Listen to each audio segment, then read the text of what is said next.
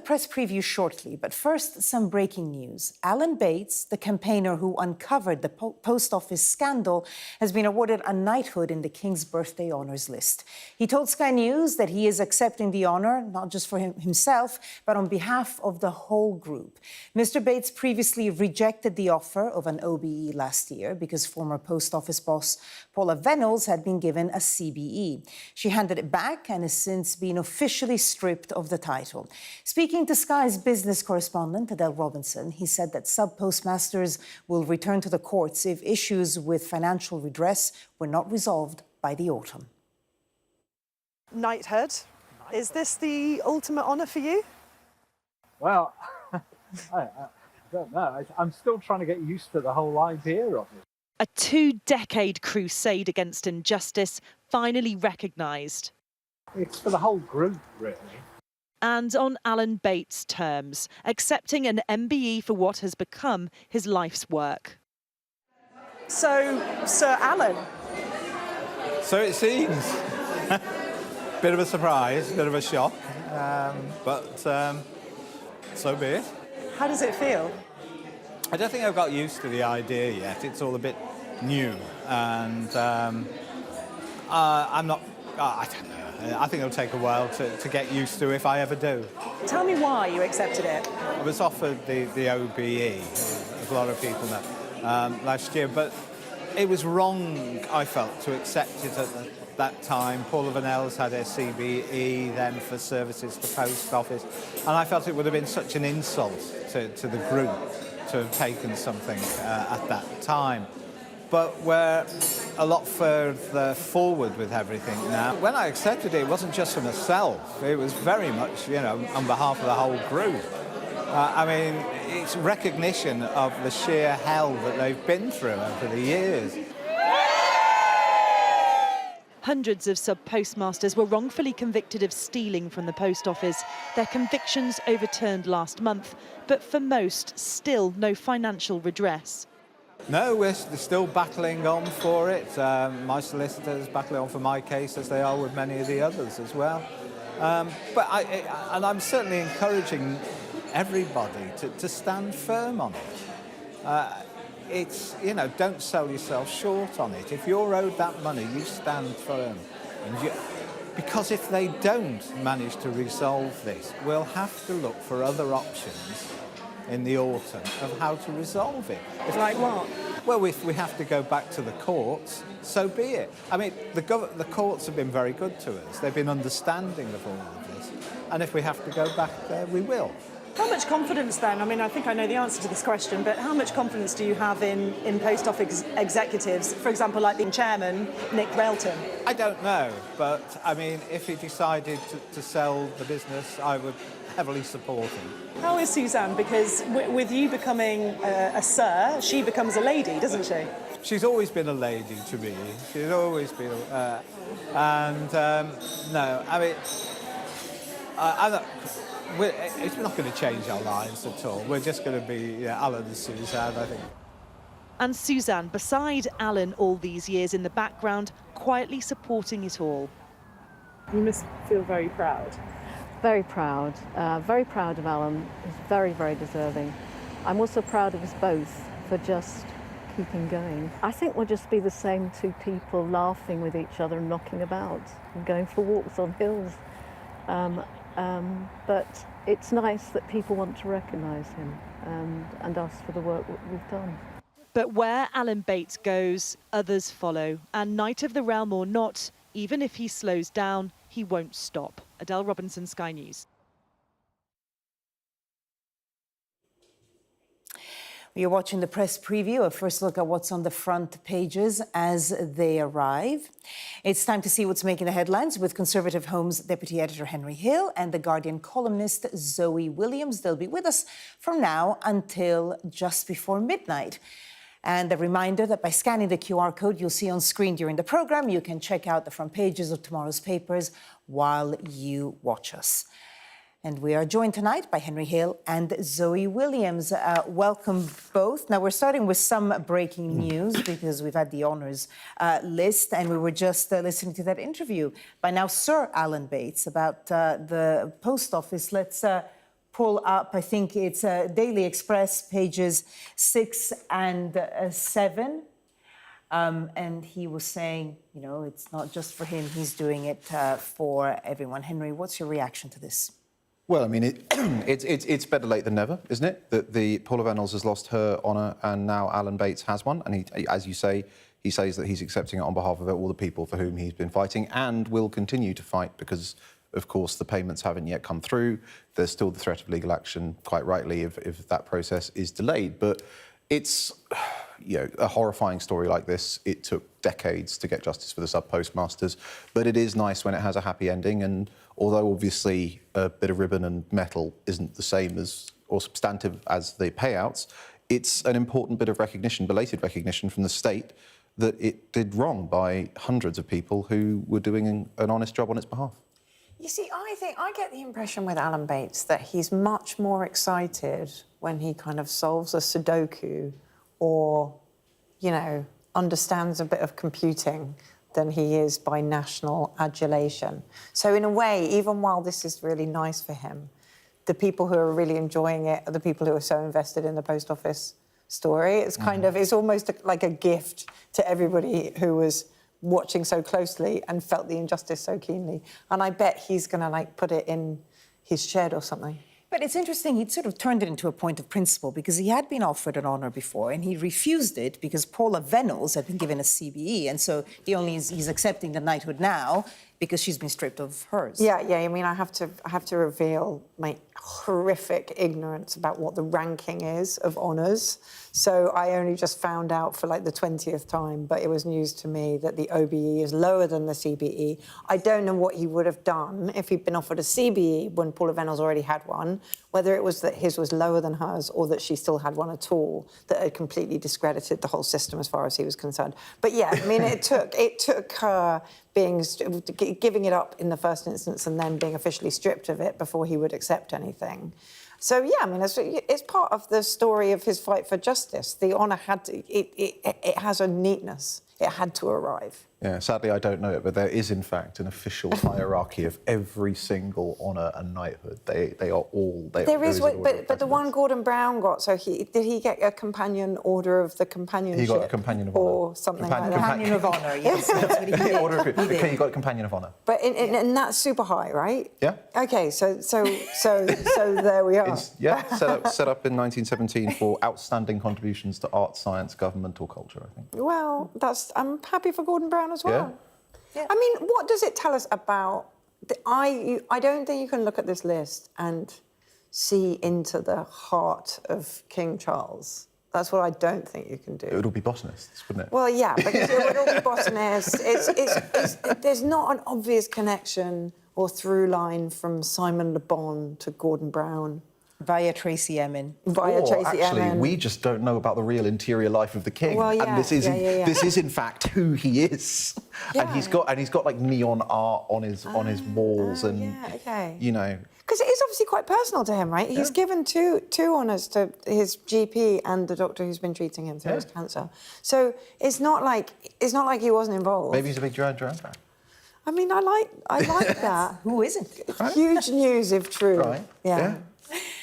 OK, well, we're going to get more details from the list later. Are we, though? I think so. So now let's go to another story that has been on a lot of the front pages. We got that statement from the princess. So let's look at front page of the Times, if we have that, or the Mail. No, there it is. Kate, there are good days and bad days, but I am making good progress. So the princess saying her treatment is ongoing, but she will be present tomorrow for the trooping the colour, which is good news, obviously, for her, but for the monarchy as well, presenting a united front. Yeah, absolutely. It's, you know, I think sometimes when we don't pay close attention to the monarchy and we just see them turning up at something and cutting a ribbon and looking nice. We forget that actually senior royals do a really relentless programme of public engagements, like all the time.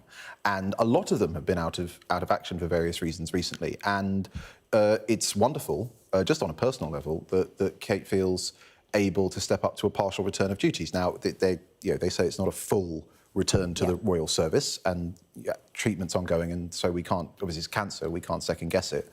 But it is, at least for all those days when people were fearing the absolute worst, when we weren't getting any news out of the palace, this is a really positive development.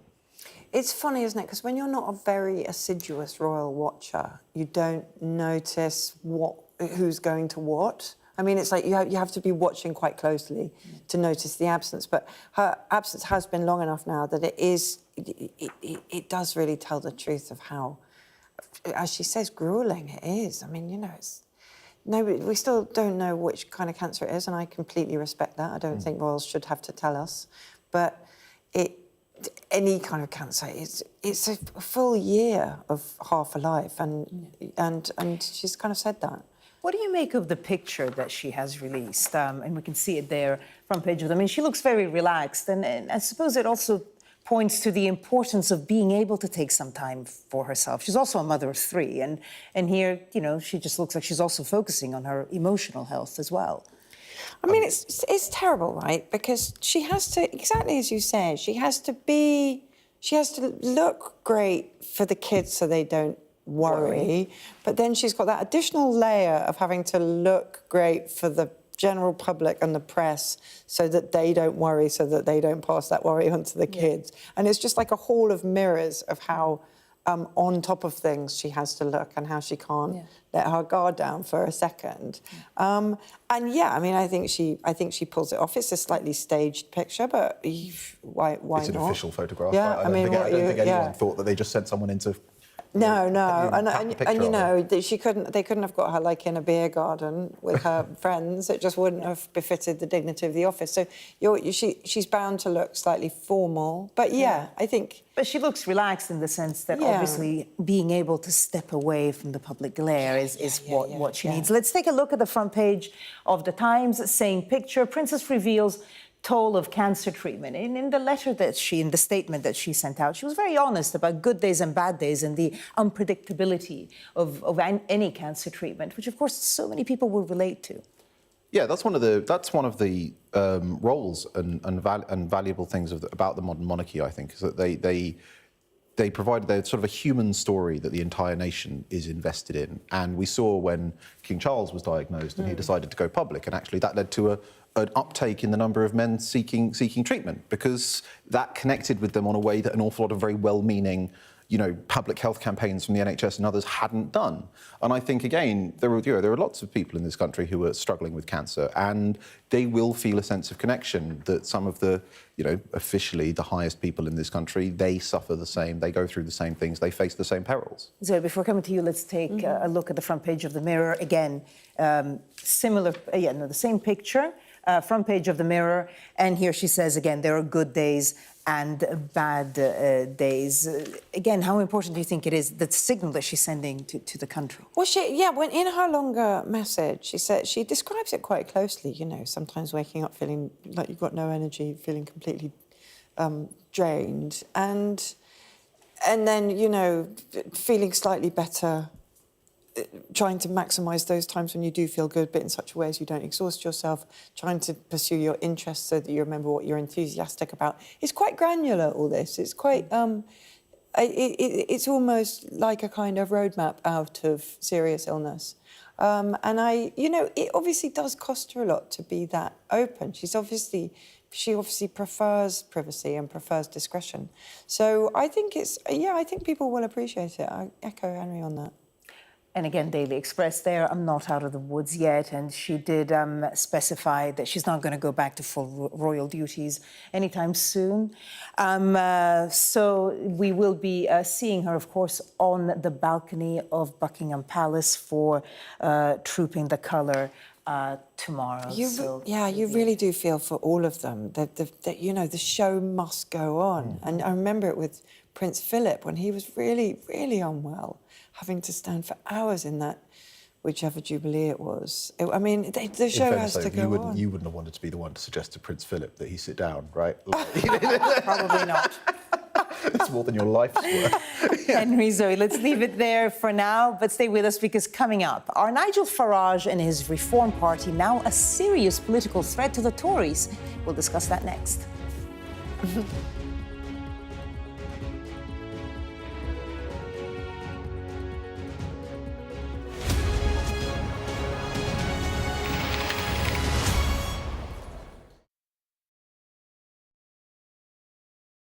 Yeah, it does feel like we haven't moved forward sometimes, doesn't it? But I think those fans who are travelling need to really appreciate that clearly those behaviours of themselves are unlawful, but they create significant risk for the fans themselves.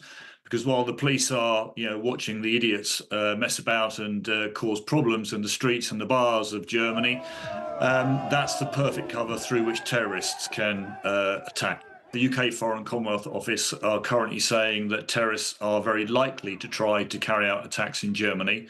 That's a fairly sort of consistent benchmark or baseline, rather, for the nature of safety and security in Germany. But we need to be really focused on what's happened in the last 6 to 8 months. We had the terrorist attack in Brussels against a bar during a Euros qualifier match. And then more latterly, during the European Championships, we had a very explicit call to arms from Islamic State to attack those particular competitions. So our people out there need to be really aware that this is a nascent threat and we need to cooperate with the authorities. I think the Germans have got a big challenge. Structurally, they are effectively 16 federal police forces across the country, with one overarching Bundespolizei, the federal police, who will take the lead on countering terrorism. But the minute you start bringing in different entities to work with each other, you sometimes have problems in coordination. The other problem the Germans have is that by their constitution, their intelligence service is not allowed to work as closely with the police as they do in the UK. So there's a lot of challenges out there for German policing. And my message to the fans would be, look, let's try and make their life easier. Let's remember those basics that we talk about in the UK, which is if you do find yourself in an area where you see something you think is suspicious, just go and find somebody who looks like they're an official. Find somebody in a uniform and report it if you can. And similarly, if you get caught up in an event, run, hide, tell is good advice wherever you are in the world. I'm Mark Stone, and I'm Sky's US correspondent. Is this the moment to reform gun laws? We aim to be the best and most trusted place for news. I'm playing devil's advocate. Mark Stone, Sky News in the United States.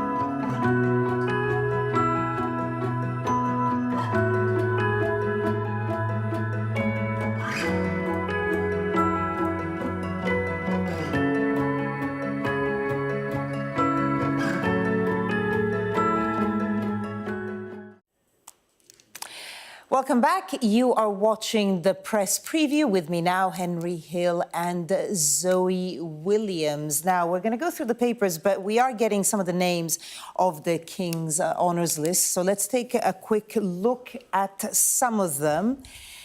So, Simon Le Bon, you can see there at the top, he's received an MBE. Imelda Staunton, also an MBE for services to drama.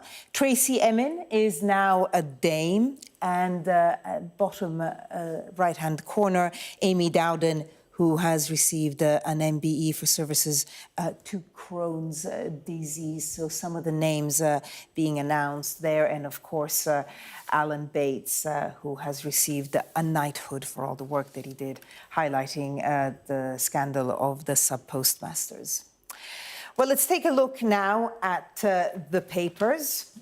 And starting with The Guardian, Tory leadership hopefuls jostle to replace Sunak. We're halfway through the election campaign now. It's fair to say it hasn't perhaps gone brilliantly for the Conservatives. I mean, I think The Guardian's enjoying it a little bit too much, and I say that as a very, very loyal member of the paper. Yeah. Because we had a story yesterday which was basically saying there was nobody out campaigning, a combination of embarrassment at Sunak's strategy. So what's this particular So story this about? particular story is campaigners are saying they're getting constant texts from Tory MPs who want to be the next leader. Just like some of the approaches are so ham-fisted, they're kind of, you know, chummy, hey, how's it going? And it's so obvious that they're canvassing support for their leadership bid. Now, I don't know if you remember, but the leadership election that Boris won, before he won it, everybody was so sure that he wouldn't get past the MPs because he was not popular, that there were 17 candidates. Oh, God. Including Mark Harper. I've forgotten what he even looks like. Maybe he's your friend. He looks like a central casting Tory MP, Mark Harper. Yeah, that's why I've forgotten. Yeah, but it's not a criticism. He looks fine, but he literally, like, if you were casting a Tory MP in a drama, you'd cast Mark Harper. So basically, there's a huge amount. They feel like it's everything to play for because, you know, an outsider could easily walk into a situation this chaotic. It's not like it's not going to be a normal, orderly transfer of power. So probably there are 17 people hoping that if they have their seats at the end of July the 4th, they're in with a chance. Henry, your reaction to the story? Well, I mean, it's no surprise. I don't think it is actually 17. I think we've got about 7 or 8. Most of whom are named on the front page of the Guardian there. Although you may get like do you remember Remen Chishti did one and he filmed it looking in a field, looking like he was running from a coup d'etat. I think that would have been 2016. This is no secret, right? Like the shadow Tory leadership campaign has been running for months because there was the assumption Rishi Sunak will lose the election. A lot of people opposed the leadership challenge to him before it because they wanted him to own this defeat, and then afterwards he's going to step down. Like, I think now that he's so unpopular amongst pretty much the entire Conservative Party that it would be very difficult for him even to do a stay on as caretaker for a few months. So there will be a leadership contest. And, of course, every candidate is trying to get ahead on explaining the defeat, why they think we lost, offering up their diagnosis and wooing potential MPs. And well, let's take a look at the front page of the Eye, because of course it's not just internal strife. There is a threat now from Nigel Farage, who's effectively saying he is now going to be the real opposition. There was a YouGov poll today that showed Reform UK for the first time, just by 1 point, but it's symbolic, isn't it, ahead of the Conservatives. So, Zoe, this story, and just what do you make of the Farage threat? I mean, I don't think Farage is an electoral threat in the sense that he's going to get a bunch of seats. It's looking very unlikely that he won't win Clacton. Pessimists who don't like him are worried that he could get as many as 9 seats. I would be really, really surprised if it was that high. Yeah. I've only ever heard 3. Oh, really? No. I've seen numbers on 9, but I don't believe them, and I care nothing for your numbers. But the thing is with Farage and Reform is that, you know, they're winning the air war because Farage is getting an unbelievable amount of coverage, and I really think all broadcasters need to have a word with themselves about that. But they're not winning a ground war. They haven't. Most of the candidates are paper candidates. They don't have a network of campaigners. They don't have a decent operation. So it's looking unlikely that he gets many seats. So that's not the threat. But of course the threat is that A, they draw off a huge number of votes from the Tories, but B, they're just in better shape afterwards. And if the Tories really do have very few MPs, even one Nigel Farage is going to really put the cat among the pigeons. Henry? Yeah, I mean, I think the really crucial thing is if Nigel Farage wins Clacton, one, Reform will get short money, and his parties have really suffered from losing out on the EU Parliament gravy train that they sort of misallocated the funds from. Didn't they get money from, like, Tyson, rich people? Yeah, but it's not as reliable. Okay. But the other thing is, inside Parliament, he'll have unrestricted access to Tory MPs in the tea room, and he's never had that before. And so the shadow could be really huge. But I think the interesting thing about this is, it's interesting how different the poll shows Reform's voters to be from their most vocal supporters, because they're all smash the Tories, no deal, 0 seats. And here, 60% of Reform voters, unsurprisingly, given who they used to vote for, favour some kind of accommodation. So, but I think they favour an accommodation because they're looking at it and thinking he's as likely to become Tory leader as any of the others. Apologies, we're going to have to leave it there. Zoe Williams, Henry Hill, thank you so much. And coming up next on Sky News at 11, Kensington Palace has confirmed the Princess of Wales will attend the King's birthday parade tomorrow.